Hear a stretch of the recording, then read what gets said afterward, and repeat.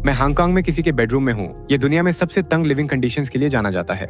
इस वीडियो में मैं हांगकांग में घूमने जा रहा हूँ, स्थानीय लोगों से मिलूंगा और जानूंगा कि वे ये कैसे करते हैं। हांगकांग में हर साल 50 मिलियन से ज्यादा टूरिस्ट आते हैं और ये दुनिया के सबसे मशहूर टूरिस्ट डेस्टिनेशंस में से एक है।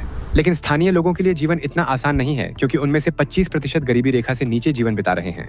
इससे भी बुरी बात यह है कि लाखों लोग ताबूत जैसे घरों में रह रहे हैं या पूरी तरह से भरी हुई बिल्डिंग्स के छोटे और तंग कमरों में रह रहे हैं। जैसे जैसे शहर में किराए की कीमतें बढ़ती जा रही हैं, कई स्थानीय लोग बुनियादी आवास का खर्च नहीं उठा पा रहे हैं। यह हांगकांग में रहने वाले 1 लाख लोगों के जीवन की एक दुखद लेकिन सच्ची वास्तविकता है। किराया सबसे महंगे खर्च के बराबर है, जिसकी कोई कल्पना भी नहीं कर सकता। यहाँ के ज्यादातर लोगों को बहुत ही अनहाइजीनिक कंडीशंस में बाथरूम और किचन शेयर करने पड़ते हैं। मेरी पूरी मंथली सैलरी खत्म हो जाती है। हांगकांग में वेल्थ गैप बहुत बड़ा है। अमीर लोग बहुत अमीर हैं, एशियाई अमीरों की तरह, और गरीब बहुत गरीब हैं, एकदम गरीबी रेखा के नीचे वाले। तो हांगकांग इतना महंगा कैसे हो गया? द्वितीय विश्व युद्ध के बाद बड़ी संख्या में मेनलैंड से आने वाले लोगों के कारण हांगकांग की जनसंख्या में भारी बढ़त हुई। सरकार को पर्याप्त घर मुहैया करने में परेशानी हुई, जिससे झुग्गियों और अस्थायी बस्तियों का विकास हुआ, जैसे कि यह। ऊपर देखकर मुझे चक्कर आ रहे हैं। मैंने दुनिया में कहीं और ऐसी लिविंग कंडीशंस नहीं देखी हैं। जैसे जैसे हांगकांग का शहरीकरण हुआ और उसने अपनी अर्थव्यवस्था को विकसित किया, ये अनौपचारिक बस्तियां ऊंची बिल्डिंग्स बनाने के लिए हटा दी गईं। हालांकि सरकार का ध्यान कमर्शियल डेवलपमेंट पर ही फोकस होने के कारण सस्ते घरों की हमेशा कमी रही है। हांगकांग में अमीर और गरीब के बीच बढ़ती खाई ने पिछले कुछ सालों में कॉफिन रेजिडेंट्स की संख्या में काफी बढ़त हुई है। हांगकांग में अमीरी गरीबी का बड़ा अंतर है। इस आइलैंड पर सेंट्रल और मिड लेवल्स जैसे इलाके आलीशान गगनचुंबी बिल्डिंग्स का घर हैं। वही कोवलून जैसे इलाकों में कम आय वाले निवासियों की संख्या ज्यादा है। जब आप ऊपर की तरफ देखते हैं तो सिर्फ एक ही नजर में मैं हजारों कमरे देख सकता हूँ। अमीर इलाकों में चमकदार मॉल और हाई एंड रेस्तरां हैं, जबकि शमशुइपो जैसे मोहल्ले बजट स्ट्रीट मार्केट और फूड स्टॉल से भरे हुए हैं। यहाँ पर्यटक बहुत कम है और यहाँ अंग्रेजी भी बहुत कम बोलते हैं। ये डिवीजन गहरे सामाजिक और आर्थिक अंतर को दर्शाते हैं, जो शहर में घरों की कीमतों के बढ़ने से अधिक स्पष्ट हो गए हैं। इस पर और चर्चा करने के लिए मैं एक अमेरिकी प्रवासी ब्रायन से मिलने जा रहा हूँ, जो वांचाई के ट्रेंडी इलाके में रहते हैं। वो मुझे दिखाने जा रहे हैं कि हाई पेइंग जॉब वाले लोगों का घर कैसा दिखता है, और बाद में हम इसकी तुलना कॉफिन घरों की खराब कंडीशन से करेंगे। यह है नंबर 4F। वाह, शानदार। यहाँ पर किचन एरिया है और बढ़िया फ्लोर डिजाइन, और यहाँ पर मेरा बेडरूम है। ऊपर एक क्वीन एसी है और ये रूम बाथरूम से जुड़ा है। इतना सा? मुझे अपनी स्क्वाटिंग सुधारनी पड़ी। यहाँ एक छोटा टेरेस है और यहाँ एक ओवरहैंग भी है। इसका मंथली रेंट 14,000। अब जब हमने हांगकांग में एक स्टैंडर्ड अपार्टमेंट देख लिया है, तो अब हम वर्किंग क्लास के जीवन के हालात के बारे में गहराई से देखना चाहेंगे, जो हर दिन केवल $20 कमाते हैं। मैं हांगकांग द्वीप के उत्तर में कुछ मेट्रो स्टॉप्स पर मेनलैंड की ओर जा रहा हूँ। मैं जिस इलाके में हूँ उसे मोंगकोक कहा जाता है और वह पृथ्वी पर सबसे घनी आबादी वाली जगह मानी जाती है। प्रति वर्ग किलोमीटर 1,30,000 लोग। हर जगह सिर्फ इमारतें हैं। और भी अजीब बात यह है कि अभी मैं एक पार्किंग गैरेज की 8वीं मंजिल की छत पर खड़ा हूँ और आप देख सकते हैं कि इमारत बस पार्किंग गैरेज से जमीन से बाहर निकल रही है।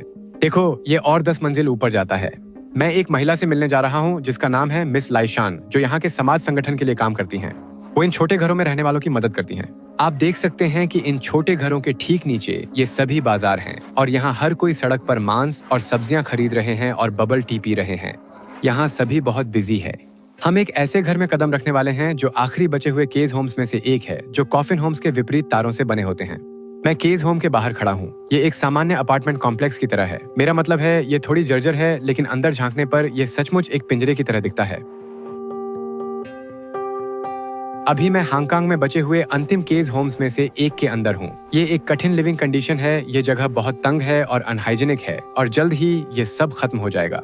ये देखना बहुत बहुत दुखद है और लोगों को इन कठिन परिस्थितियों में रहना पड़ता है। इसे अनुभव करना वाकई मेरे दिल को तोड़ रहा है। यहाँ हर जगह केवल पिंजरे ही पिंजरे हैं। ओह, धन्यवाद। आपका स्वागत है। यह आपके लिए है। मिस्टर फंग, आप यहाँ के इन घरों में कितने समय से रह रहे हैं? 20 साल। 20 साल? 20 साल पहले क्या इन परिस्थितियों में बहुत ज्यादा लोग रह रहे थे? हाँ। आपको किन परेशानियों का सामना करना पड़ता है? यहाँ रहने वाले ज्यादातर लोग अकेले हैं और उनकी कई समस्याएं हैं, जैसे उनकी स्वच्छता और बाकी की चीजें। इस कमरे में कितने लोग रहते हैं? ज्यादातर लोग गुजर जाते हैं। पहले यहाँ 3 और लोग थे। क्या आप इस जगह को छोड़कर नया घर बनाने की योजना बना रहे हैं? उन्होंने कहा, मैं बस मौत का इंतजार कर रहा हूँ।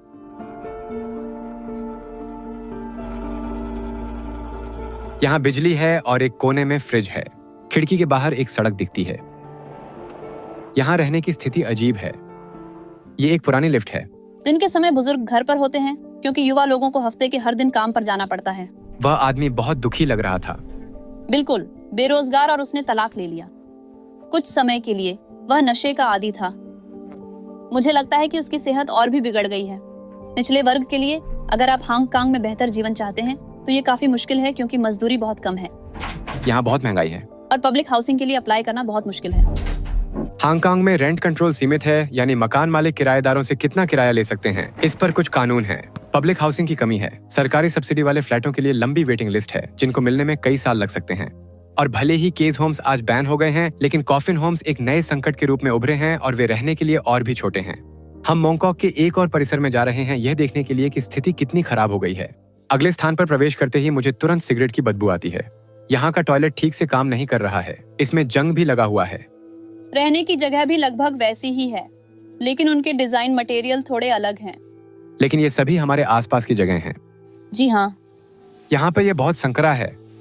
ये शायद 1.5 फुट चौड़ा है। हर कोई बस सिगरेट पी रहा है, टीवी देख रहा है। मैंने पहले कभी ऐसा जीवन स्तर नहीं देखा। ये बिल्कुल पागलपन है। यहाँ थोड़ी रोशनी ज्यादा है और आप देख सकते हैं कि मेरे ऊपर एसी है। सिगरेट जैसी गंध नहीं है। आप कैसे हैं?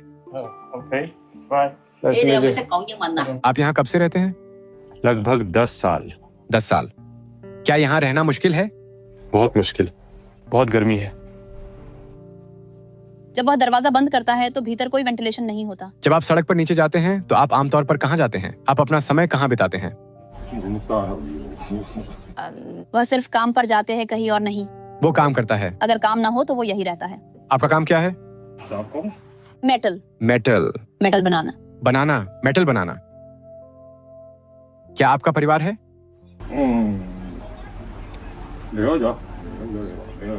डिवोर्स्ड। तलाकशुदा। हाँ। क्या मैं अंदर देख सकता हूँ? यहाँ सबके पास टीवी है। आपके पास गद्दा नहीं है। तुम फर्श पर सोते हो? गद्दा नहीं है क्योंकि गद्दों के अंदर अक्सर खटमल जैसे कीड़े आ जाते हैं। पेट बग्स। ठीक है। ज्यादा आरामदायक नहीं है। नहीं, बिल्कुल नहीं। आप एक छोटा गद्दा रख सकते हैं, है ना? पेट बग्स। ठीक है। ज्यादा आरामदायक नहीं है। नहीं, बिल्कुल नहीं। आप एक छोटा गद्दा रख सकते हैं, है ना?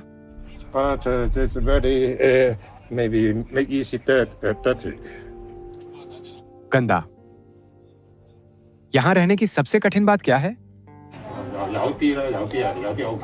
लोग कभी कभी इसे संघर्ष कहते हैं।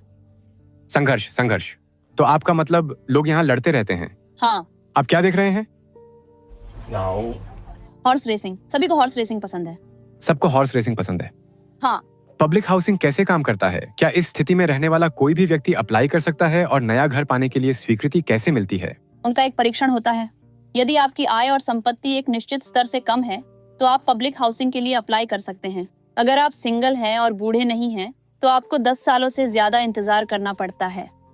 लेकिन बुजुर्गों के लिए ये 4 से 6 साल तक हो सकता है। अगर आप समय में पीछे जाकर अपने जीवन जीने के तरीके में कुछ भी बदल सकते तो आप क्या अलग करते?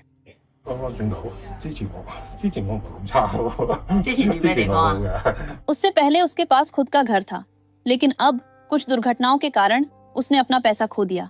लेकिन वह इसके बारे में कुछ भी बात नहीं करना चाहता। तो वो बताना नहीं चाहता? हाँ, वह बात नहीं करना चाहता। अगर आप हांगकांग की सरकार से कुछ कह सकते तो आप उन्हें क्या बताना चाहेंगे?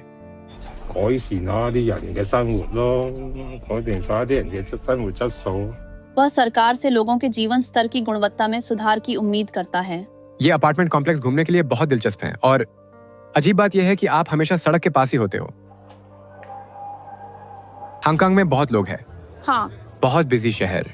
बिजी। यहाँ हर कोई बिजी है। कोको कहाँ जाना है? वहाँ। कोको मेरी टूर गाइड है।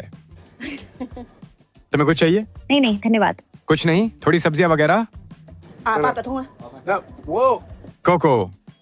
ठीक है। तुमने पैसे क्यों दिए? ठीक है। मैं पैसे दे सकता हूँ। माफ करें। मैं देता हूँ। कोको। धन्यवाद, अलविदा। कोको, आपने पैसे क्यों दिए? कोई बात नहीं।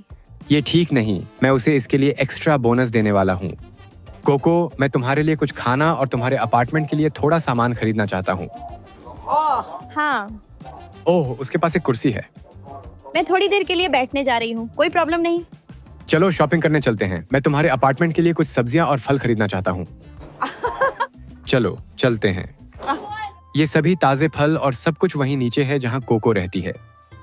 ये बहुत कन्वीनियंट है। क्या आपको हांगकांग पसंद है? मुझे हांगकांग पसंद है। कभी कभी लोग अच्छे नहीं होते। दोस्ताना नहीं? हाँ, पैसे देना ठीक नहीं है। पैसे नहीं देने चाहिए? हाँ, ओह, चलो यहाँ से कुछ लेते हैं। मुझे कोई प्रॉब्लम नहीं है। उसके पास केवल उसकी छड़ी है, जो एक कुर्सी भी है जिस पर वह बैठती है। ये वाला $10 का है। $10 हो या कुछ भी, तुम बस ले लो, मैं तुम्हारे लिए खरीदूंगा। और कुछ चाहिए और सामान खरीदो। नहीं, और कुछ नहीं, $10 ठीक है। मैं आपकी मदद करना चाहता हूँ क्योंकि आपने मुझे अपने कमरे का वीडियो बनाने दिया, तो अब मैं चाहता हूँ कि आप ये चीजें ले लें। $10 काफी है। It's okay, it's okay. एक और? नहीं नहीं, धन्यवाद धन्यवाद। धन्यवाद। और कुछ चाहिए? वहाँ पर। वाह, यहाँ बहुत लोग हैं। सब बहुत बिजी है। ये वाला आपको ये चाहिए? या एक? चलो इसे ले लेते हैं। ठीक है, धन्यवाद। मुझे बैग दे दो। ठीक है ठीक है। बैग दे दो। नहीं नहीं नहीं, मुझे दे दो, वह बहुत जिद्दी है। ठीक है। और कुछ? क्या तुम केले लेना चाहती हो? नहीं, मुझे नहीं चाहिए। नहीं? तो क्या आपको कुछ सेब वगैरह लेने हैं? सॉरी, मुझे नहीं चाहिए। ठीक है, कोई प्रॉब्लम नहीं। कोको बाजार में कोको तेजी से आगे बढ़ रही है। मैं तो उसके साथ चल भी नहीं पा रहा हूँ। बाजार बहुत बहुत बिजी है और आज यहाँ लोग भी बहुत ज्यादा हैं। बहुत से लोग हैं। हाँ। तो आपकी उम्र क्या है? मैं 70। क्या आप 70 से हैं? हाँ। मुझे लगा आप 55 की है। हम 70 में भी काम करते हैं। क्या तुम सच कह रही हो? हाँ। मुझे नहीं लगा कि आप 70 की है। मैं आपको अच्छा रहने के कुछ आइडियाज दूंगी। आपका जन्म 1954 में हुआ था, आप 70 साल की हैं। हाँ। वाह, आप बहुत जवान लगती हैं। आपको क्या लगता है मैं कितने साल का हूँ? क्या आप लगभग 40 के आसपास हैं? मैं 33 का हूँ। वाह, ये अच्छा है। तुम जवान हो। आपको हांगकांग पसंद है या मेनलैंड चाइना? मुझे चाइना पसंद नहीं है। तुम्हें चीन क्यों पसंद नहीं है? चीन के लोग अच्छे नहीं हैं, वे अच्छे नहीं हैं। दोस्ताना नहीं। और अमेरिका कैसा है? क्या आपको अमेरिका पसंद है? मुझे अमेरिका पसंद है। अगली बार जब मैं हांगकांग आऊंगा तो मैं तुम्हें मिलूंगा। ठीक है, मैं तुम्हें अपना टेलीफोन नंबर दूंगी। हाँ ठीक है। धन्यवाद कोको। ठीक है। हाँ, अगली बार जब मैं आऊंगा तो मैं तुम्हें फोन करूंगा। अगर आपका दोस्त हांगकांग आ रहा है तो आपको मुझे कॉल करना चाहिए। हम शॉपिंग करेंगे और साथ में खाएंगे, ठीक है? वह आपको अगली बार शॉपिंग करवाने ले जाएगी। क्या आपकी सेनेगल में गर्लफ्रेंड है? कोई गर्लफ्रेंड नहीं। नहीं, उसकी कोई गर्लफ्रेंड नहीं है। नहीं? क्यों? वह सच में तुम्हें अच्छा सबक सिखा रही है भाई। यह वीडियो बनाना सचमुच एक अद्भुत और इमोशनल अनुभव रहा है। यह सोचना बहुत दुखद है कि दुनिया में लोग इन परिस्थितियों में रह रहे हैं, लेकिन खासकर हांगकांग जैसी जगह में जहां टूरिस्ट आते हैं और वे डिज्नीलैंड जाते हैं और 120वीं मंजिल पर लिफ्ट लेते हैं या यहाँ के स्काई बार्स में बैठते हैं। यह हकीकत है सैकड़ों हजारों लोगों के लिए जो हांगकांग में रहते हैं। वो लोग ऐसे स्थानों में रह रहे हैं जहाँ छतें सिर के बराबर ऊंची हैं और बिस्तर ऐसा है। ये वास्तव में दुखद है और यहाँ आने का मेरा मिशन इन लोगों पर प्रकाश डालना और उन्हें मानवीय बनाना था, क्योंकि वे जीवित आत्माएं हैं जिनका खून हमारे और आपके जैसे ही लाल है और वे ध्यान देने के लायक हैं और उनकी कहानियां सुनी जानी चाहिए। और मैं उम्मीद करता हूं कि अगली बार जब आप हांगकांग आए, जब आप अपनी टूर का मजा ले रहे हों, तब आप इन लोगों के बारे में न भूलें। देखने के लिए धन्यवाद दोस्तों, अपना ख्याल रखें और मैं आपको अगले वीडियो में मिलूंगा। शांति।